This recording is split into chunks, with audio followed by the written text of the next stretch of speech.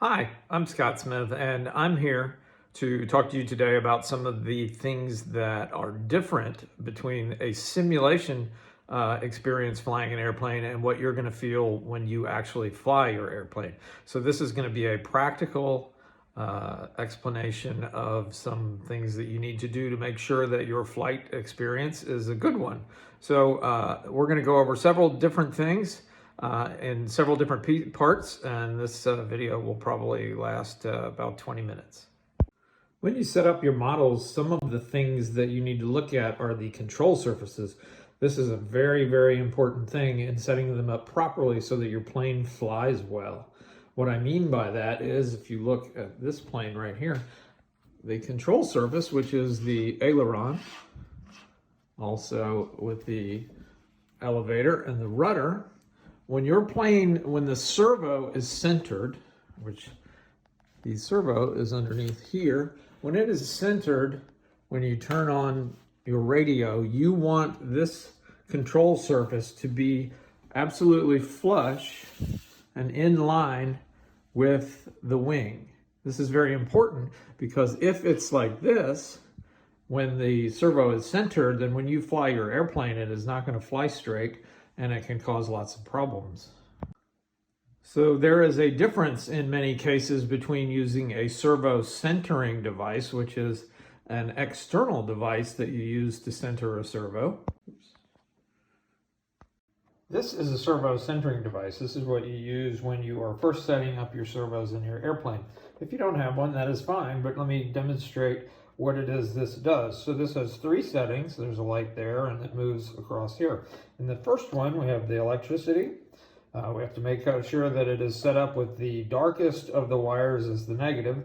You'll see that here, there's a black and a red wire. It does not have the signal, but the servo wire has a yellow, orange, and brown in this case. That is the exact same thing as having white, red, and black. So you just look for the darkest one is the negative, and that's what you want to put in there.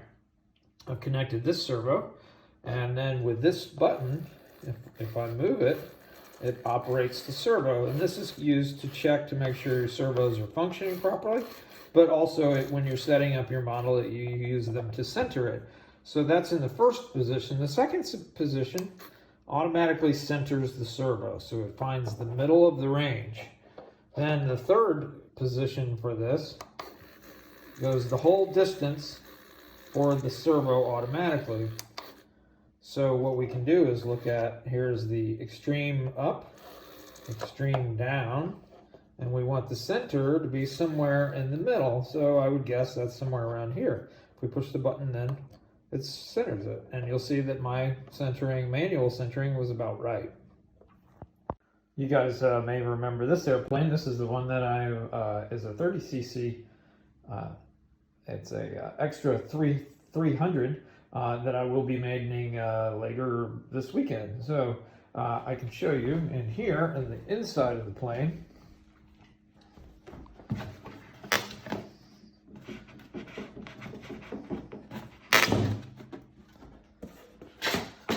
These are the internals, and you guys have seen this. So this is my rudder servo.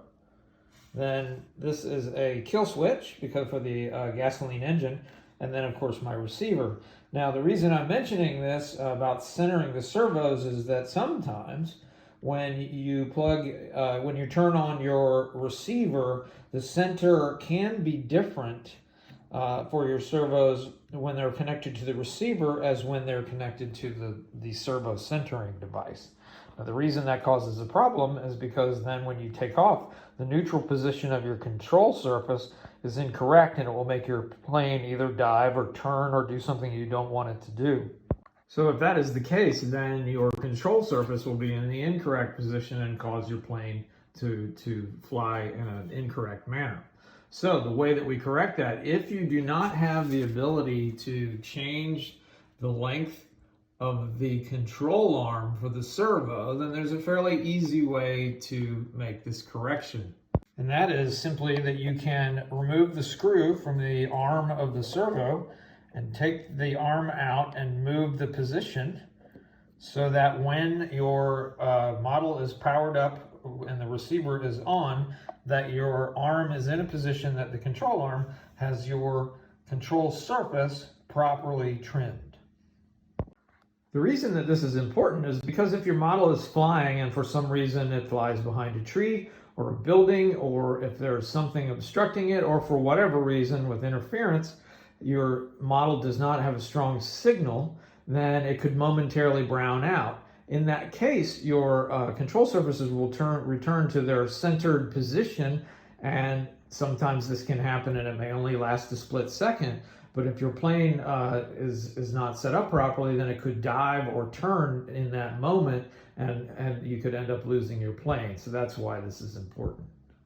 And safety tips for when you are flying. Never, ever, ever put your hands into a moving propeller. It will cut your fingers. It can even cut your fingers off, especially if you have a large propeller like this that has a 30cc motor turning it. It can cause a lot of damage. So always be careful. Always treat the plane as if it is armed and ready to spin the propeller at any minute, because if it does, and I've had this happen myself, then you don't want it to hurt you or anyone else. One very, very important thing is never, especially with electrical airplanes, never plug in the plane before you have your transmitter on. Always start your radio up first and then plug in your airplane battery. And when you are finishing your flight, it goes in reverse. Always unplug the airplane battery first before you turn off your radio. The reason for this is that I have seen airplanes that when the radio is turned off, the plane goes to full throttle, and if it does that, and no one is expecting it, then it can hurt you, or it can break something, or even take off by itself. So always turn on your radio first. So in this case, that's what I'm going to do. I'm going to turn on my radio.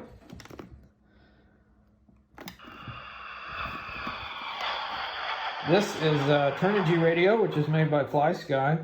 And it's sort of the big brother of the radio that you have, the i6. This is the i10. Now in this case, my plane is on, and I have it to my correct model. And so I've turned it on first, and now I'm going to turn on my airplane. All right, now we can see here, I have rudder control, and I have elevator control. And if you look, like I said, when the model is turned on, I want my control surface to have a straight line. So if you look at this line right here is straight, and that's exactly how you want it. So this is physically set up so that the control surface is in the neutral position when nothing is happening, and that is what you want on your model. Now I'll talk about trim and sub-trim also. There is a way on your radio to use what's called sub-trim in order to move this control surface for certain reasons. And then, so now we'll talk about what trim does. So your airplane may be a little bit heavier on one side, or it may be because of the center of gravity of the airplane. But for one reason or another, because of geometry or something, your plane may want to be pitching downwards, or it may be wanting to fly upwards, or it may turn to the left or to the right if you release all your controls.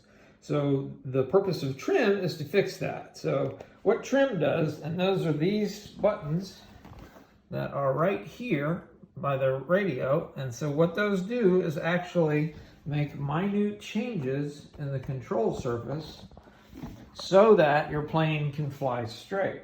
So what we'll do is I'll show you on the rudder, because it's very easy to see, what happens when you change the trim. See that? So you see how that turns now. So what I'm doing is I'm moving the trim button, and now I'm going to set that back to the center, because if this plane flew like this, it would want to turn to the left, and that would not be good. So what we're going to do is move the trim.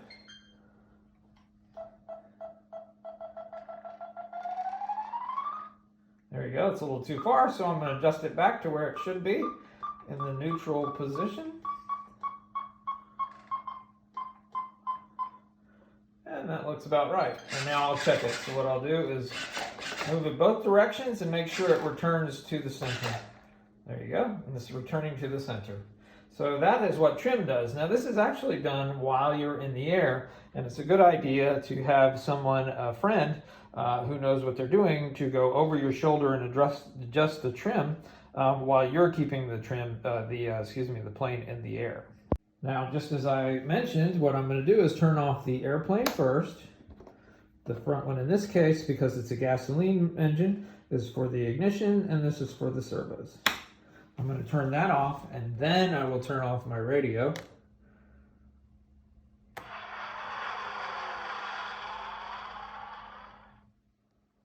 And that's the way you should do it. So as we told you in the beginning of this program, you are learning the same aerodynamic principles that real planes are governed by. And the subject that I'm about to talk about is one of those that pertains to full-size airplanes, whether it is a Piper Cub prop plane or a 740, any propeller plane will have this phenomenon. And the thing that I'm going to talk about is called P factor. Now, you will learn very quickly, especially with tail draggers, that is with an airplane whose front wheels are larger and it has a rear wheel, so that when the plane is on the ground, there is a natural pitch up of the wing and thus the plane and everything else. So this is common on RC planes, and it's also a thing that happens on any tail dragger prop airplane.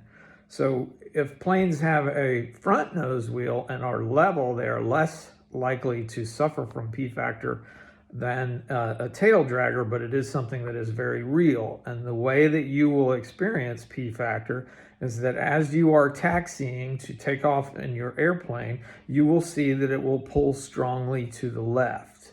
This is normal, and you should compensate for it. So when you are taxiing, if you just throw the throttle, if you just dump all the throttle on it, it's going to pull hard to the left, and it's not going to go straight. And you're going to end up, taking off some 45 or even more degrees away from where you originally wanted to take off. So you must actively use your rudder and your throttle at the same time to steer your plane while you are taxiing to get up to speed to take off.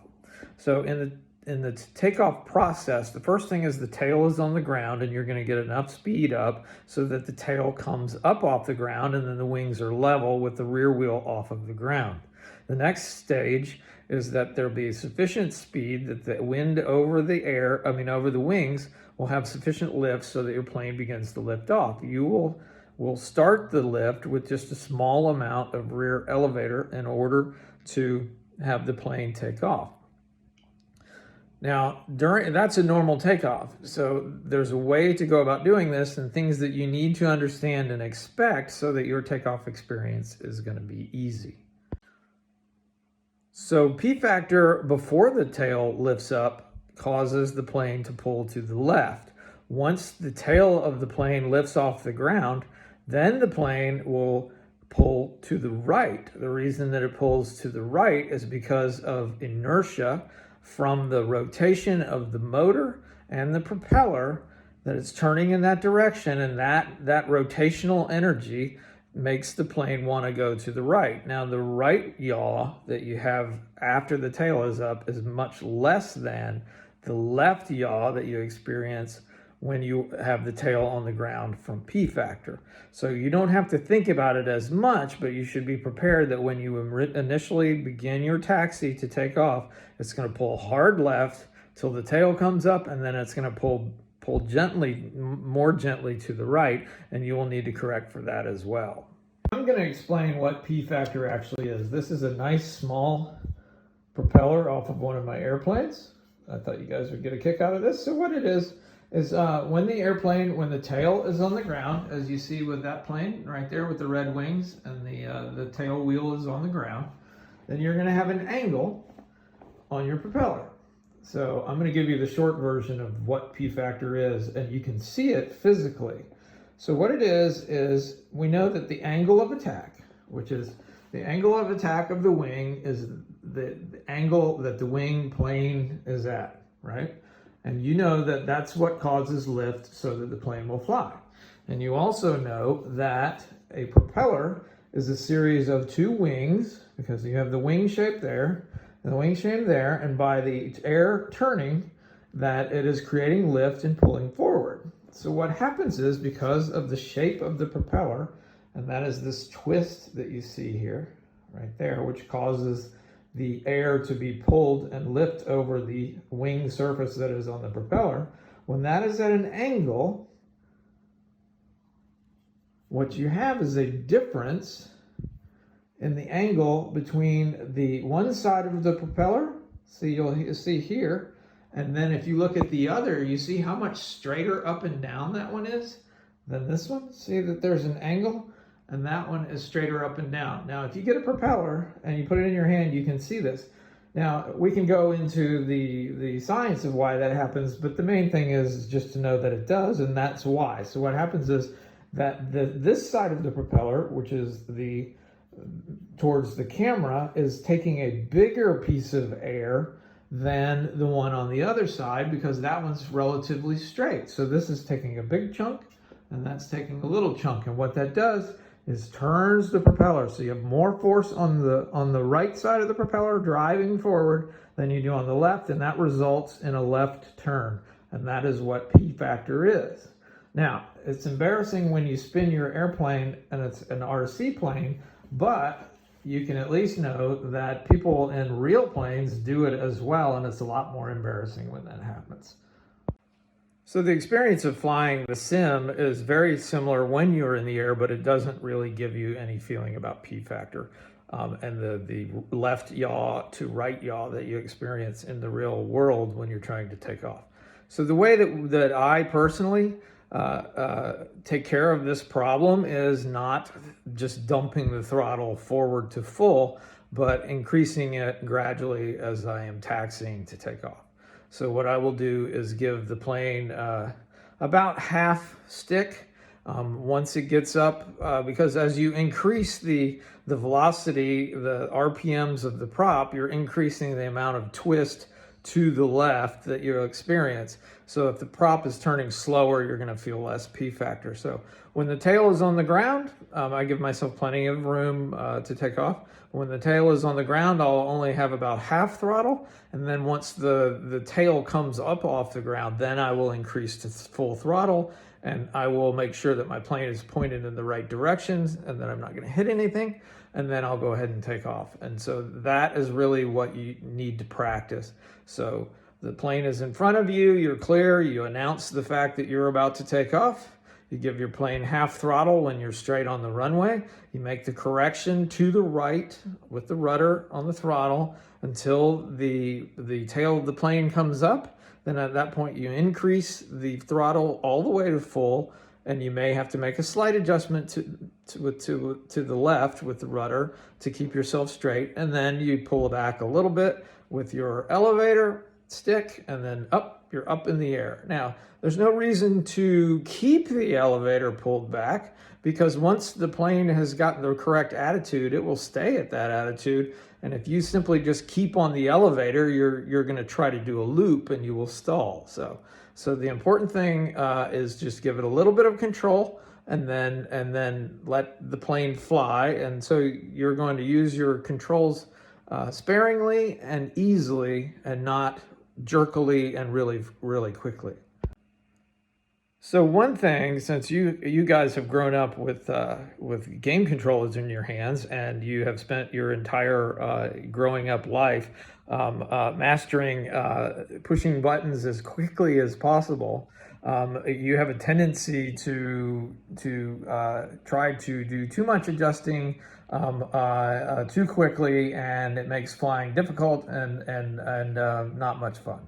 So I encourage you to be sparing with your corrections and your inputs, and the key to happiness with flying is having a properly trimmed model.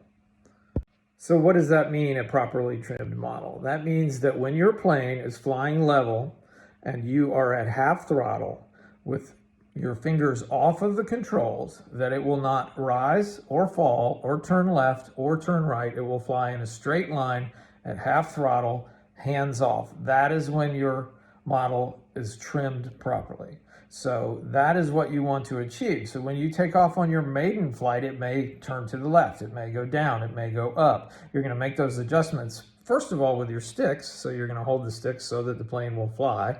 And then you're going to get a friend to reach over your shoulder and to help add the trim in so that your plane will fly at half throttle in a straight line without any additional input.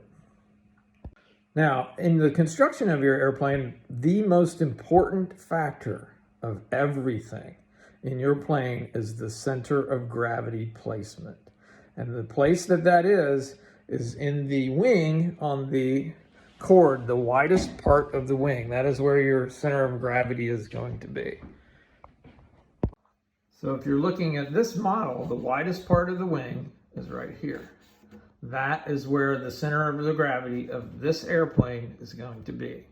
So what we're going to do is, with our battery in place, not plugged in, and the plane, it has everything that is going to fly with, so that all those parts are together. If you hold up with your fingers at this point right here, close to the fuselage, that the plane will balance level, just as it is here. It won't be nose down, it won't be nose up, because if it is, it won't fly well. So placement of that center of gravity is the single most important thing for the flight characteristics of your airplane. With this plane, it's the same. And so the center of gravity is going to be right here, and it's very specific as to where it's supposed to be. Now, in a low wing airplane, sometimes you have to flip the plane upside down in order to balance it on its point to check the center of gravity. But with a high wing plane, you're able to do it just simply by putting your fingers underneath the chord point of the wing and checking to see whether it is nose heavy or tail heavy. So the best center of gravity for you and for any airplane is one that is slightly nose heavy. It's not really nose heavy, but slightly nose heavy. There's a saying that is a nose heavy plane will fly badly, a tail heavy plane will fly once. And that's important, because you can land a plane and fly a plane that is overly nose heavy much easier than you can one that is tail heavy. So a tail heavy plane is very hard to get to land properly, whereas a slightly nose heavy plane is really perfect for a beginner. And the reason that you want that is because when you're coming in for a landing, simply by pulling back your throttle and slowing the airplane down, it will fly in a nice smooth path and begin to lose altitude without having to fly the plane to the ground. So simply by decreasing your throttle, you're going to be able to come down, and it makes landing much, much easier. This device is actually used to measure the center of gravity of an airplane. Now, you don't have to have one of these because you can do it with your fingers, as I said, but it makes it very hard to try to have two fingers holding an airplane and try to video at the same time. So I will use this in order to show you what the proper CG looks like for an airplane. This is an electro stick, which is a balsa model that is very similar to the blue model that you've seen there. And it's a great flying airplane. So what I'm going to do is, to check the CG, is I'm going to put the battery in the plane in its proper position. And that's where it's supposed to be. Now, I can adjust the center of gravity by moving this battery, this weight in the airplane, forward or backwards. And I can change the center of gravity. Now, as I said, we want the plane with everything it will include while it's in the air. You would like that to be in the plane. So that's why I put this cover on. Even though it's very light, it does make a difference. Now, if you look, you'll see that this point right here is in the cord, the widest part of the wing where it's supposed to be. And you can do this with your fingers here instead of me doing it like this. But you can see that the plane is supported at the cord. And that now we'll check the CG. Now we're looking at the side view, and we have the point there. And if you look, the plane is balanced. See, it will correct itself in that point. See? And that's exactly what you want. So that is perfect CG. That is exactly where you want it. You want it in the wide part of the wing, and you want it to be perfectly balanced. And this is a high wing plane, even though it's not much. It's a high wing plane, and that's exactly what you have. So, as I said, you want to move the battery until the CG is perfect in the plane. Now, with that one, I had done it many times before, so I knew exactly where the battery would be. And I actually put a mark inside the airplane with a black line with a magic marker in order to know that I had the battery in the correct place. Now, if you cannot get the battery so that the center of gravity of the airplane is where you want it, then you have to add weight. And you don't want to have to do that if you can help it, because it makes the plane heavier, which makes it less efficient, and then it also increases the speed at which you have to take off and land. So if you have a nice floaty light airplane, you can fly in and land slowly. Now this plane, because of the nature of the equipment that I used on it, I used very high level of quality of aluminum control surfaces, because it's an aerobatic plane. On the on the servos, the control rods on the servos are all aluminum, and then I also put in a pull system, which is more direct for the rudder, which has more weight further back. And so I ended up with this engine that I have here, ended up having to add almost 1 kilogram of weight to the front of this in order to get it to balance properly. Now the CG for this specific airplane is actually right here, where this rod is, which goes and holds the wings on. So in some cases you have to add weight, and sometimes you have to add a lot of weight. In this case, I did it with pieces of steel that I put together, and as I said, there was quite a stack of them because it was almost 2 kilograms for this specific airplane. Or excuse me, 1 kilogram, 2 pounds. So one of the things I'm going to talk about is the aerodynamic principles of flight when you're doing an RC plane. It's true with all planes, but some of the things that you may not be aware of. So when you're flying, you know that the way the wing functions, that the lift is a perpendicular force to the wing. So when you're flying with a level plane, you have quite a lot of lift. Now what happens is, since the force is perpendicular, when you turn the airplane like this, the force is still perpendicular to the wing. So what happens is, this gravity is acting in this direction, and if the force of the wing is coming perpendicular, then you have less force than if the plane is level. So what this means is that when you turn the plane on its side to turn, that it's actually going to start going down because it has less lift than when it's flying flat. So in order to compensate for that, you have to use a little bit of rear elevator to keep the nose of the plane up when it is turned to the side, so that you continue to turn in level flight and not lose altitude. So this is real flight. This is real flight 9.5. What I've done is put up the radio so that you can see the stick inputs. And then you'll be able to watch, and then of course you can see these actions on the airplane, and I'll go through what it would be like for a regular normal flight. So the first thing you always want to do is check your control surfaces to see that they're operating when you have your plane armed and ready to go. So as we discussed before, the first thing you're going to do is turn on your radio. The second thing you're going to do is plug in the plane, and then you put it together, and then you check your control surfaces to make sure that they are going the direction that we want them to.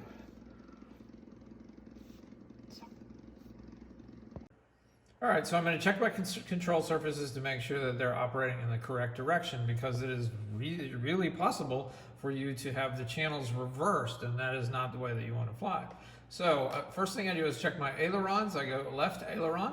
And here I'm looking at the airplane, and I'm trying to make sure that the left aileron goes up when I point in that direction. Now, if you think about it, the wind is going to come over the wing, and then it's going to hit that, and that is going to push that surface down. Then this one is the opposite, which is going to push it up. So with my left aileron here, that is the correct configuration. Then I check the other way, and I make sure that the ailerons are working on both sides, and I see that they are. Now, the next thing I'm going to check is my rudder. And on my rudder, I move it in this direction, and the tail of the airplane should move in the same direction as the rudder. So my rudder is turning, and then it's centering when I'm finished. And the last thing I'm going to check is my elevator. And when I pull down, it should go up. And when I go up, it should go down. So if I'm thinking about what the forces on the airplane are, if I pull my stick back, then that pushes the tail down, which makes the plane go up. If I put my elevator up, then the rear of the plane goes down, pushing the nose down. All right, so now that I'm ready to fly, I'm going to taxi my airplane to the point where I have enough takeoff area. And that's about right.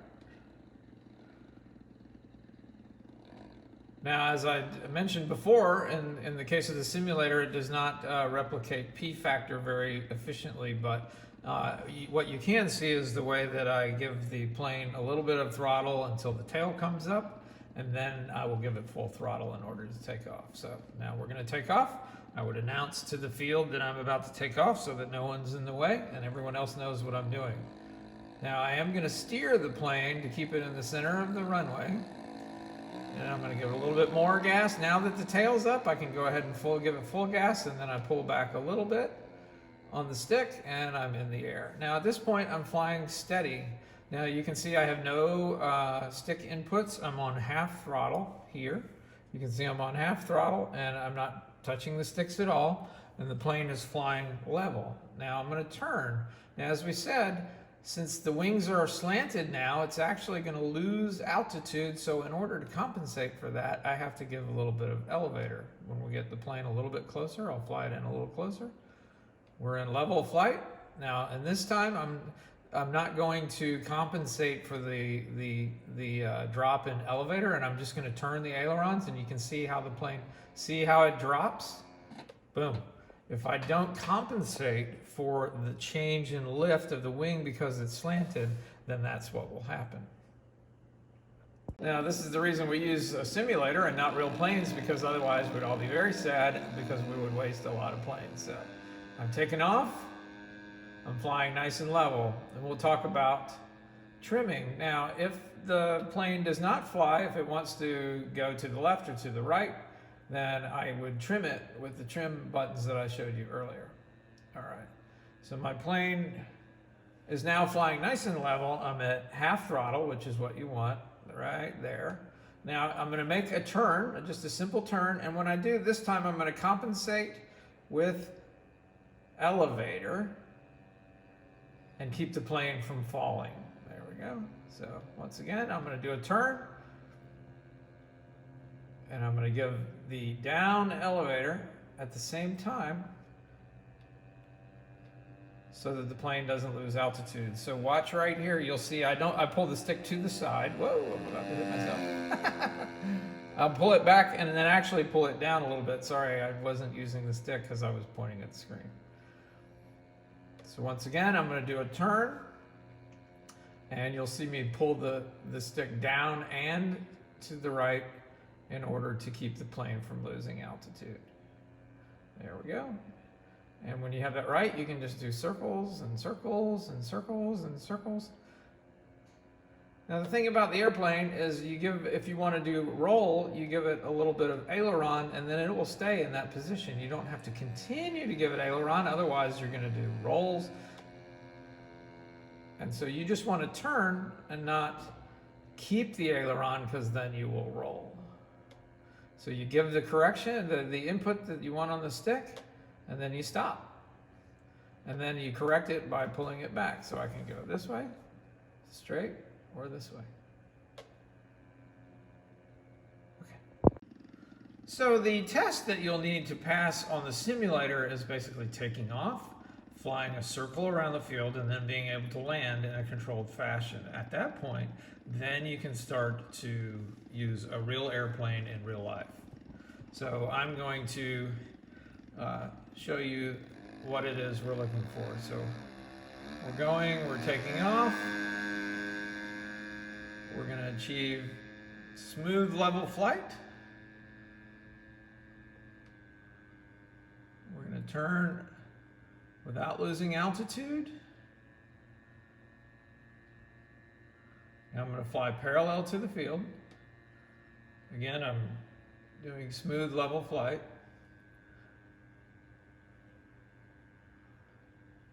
When I get to the end of the runway, I'm going to fly down past the end of the runway, and then I'm going to make my turn so that I come in for my landing. I'm making my turn. I'm beginning to slow down. I'm lining myself up with the end of the runway. I throttle back. All right. Now I've reduced my throttle. My plane is losing altitude, and I'm going to line it up with the runway. Here we go. If you look at the shadow, then you can see where it is. There we go. And now I've landed. So it takes practice. You'll have to do it a lot. But I'm sure the more you practice, the better you'll get at it. And then once you have achieved this level of ability to fly, then you will be taken to fly your plane that you built. So I hope that this program has been helpful in learning what it's really like to fly, to give you some pointers. One thing I did want to show you before we leave is a couple of my airplanes. And so this one here, which is behind me, the orange and white one, is an 85 cc Pilatus quarter, and then this blue one next to it is a 170 cc extra 330S that has 135-inch wingspan. So when you guys learn to fly your planes that you built, eventually you can fly these.